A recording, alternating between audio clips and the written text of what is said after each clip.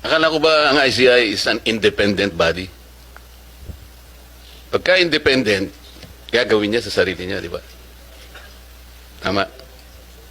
Opo, ang ano po is yung Teka pagtulong. muna, Opo, sumagot ka lang. opo, Senator. Independent, di ba? Opo.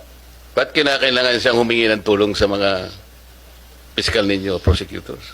That is not being independent. Okay. Tama? We submit to your wisdom, Your Honor. Of course. Kasi nga, tingnan mo yung creation niya. It should be an sa pangalan pa lang, independent, ano na yun siya? ICI. Independent Commission on Infrastructure.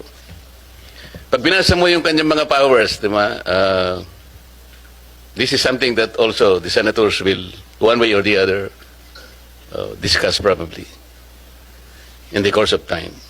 Sabi niya, upon request, it can obtain information from the House of Representatives, the Senate, the courts, the Ombudsman, and other authorities.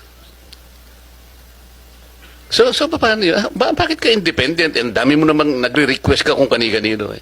Can the Senate refuse, for example? In observance of the separation of powers. Halimbawa, nag-request siya, address to the Senate President. Wala pa kaming choice. Because there are institutional boundaries. We need to exercise the system of checks and balances. So sasabihin niya, Independent Commission on Infrastructure. Paano kang independent and dami mong kinakasangkapan, hingi ka ng hingi? You should obtain the information by yourself, all alone. Yun ang independent. Tama? Yes, Your Honor. Okay.